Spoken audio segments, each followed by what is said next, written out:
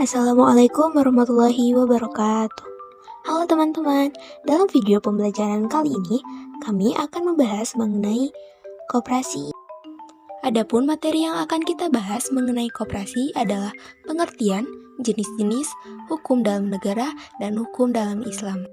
Satu pengertian, koperasi adalah suatu usaha atau organisasi ekonomi yang dimiliki dan dioperasikan oleh para anggotanya untuk memenuhi kepentingan bersama dibanding ekonomi. Lalu, di sini ada jenis-jenis koperasi menurut Undang-Undang Nomor 17 Tahun 2012. Yang pertama, ada koperasi konsumen. Pada koperasi ini bergerak khusus dalam aktivitas penjualan barang-barang, terutama barang kebutuhan para koperasinya. Contohnya yaitu seperti koperasi karyawan dan KPRI. Yang kedua, ada koperasi produsen. Koperasi ini menjual barang produksi anggotanya. Misalnya, koperasi peternak sapi perah menjual susu, sedangkan koperasi peternak lebah menjual madu. Ketiga, koperasi jasa. Koperasi ini adalah kegiatan jasa atau pelayanan bagi anggota koperasi sifar pinjam, yaitu suatu koperasi yang kegiatan usahanya menghimpun dana dan menyalurkan dana kepada para anggotanya. Jenis koperasi berdasarkan status anggotanya. 1. Koperasi Pegawai Negeri KPR. Didirikan serta dikelola untuk kepentingan pegawai negeri sipil. Jadi, anggota KPRI merupakan sekelompok orang di wilayah kerja, misalnya kecamatan, sekolah, serta lembaga pemerintah lainnya.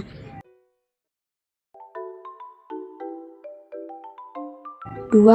Koperasi pasar. Pada koperasi ini, anggotanya terdiri dari para pedagang pasar. Bentuk koperasinya itu sama seperti koperasi simpan pinjam. 3. Koperasi unit desa. Koperasi unit desa merupakan koperasi di wilayah pedesaan yang bergerak dalam penyediaan kebutuhan masyarakat yang berkaitan dengan kegiatan pertanian.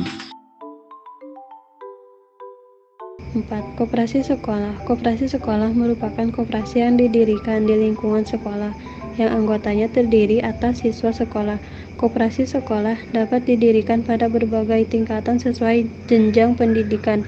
Misalnya, koperasi sekolah menengah pertama para anggotanya. Ada juga koperasi syariah. Koperasi syariah adalah badan usaha koperasi yang menjalankan aktivitas usaha dengan prinsip, tujuan dan kegiatannya berlandaskan pada Al-Quran dan hadis. Dalam pengertian yang lain juga disebutkan bahwa koperasi syariah adalah badan usaha yang beranggotakan orang-orang atau badan hukum koperasi dengan melandaskan kegiatannya berdasarkan prinsip syariah sebagai gerakan ekonomi kerakyatan dengan prinsip kekeluargaan.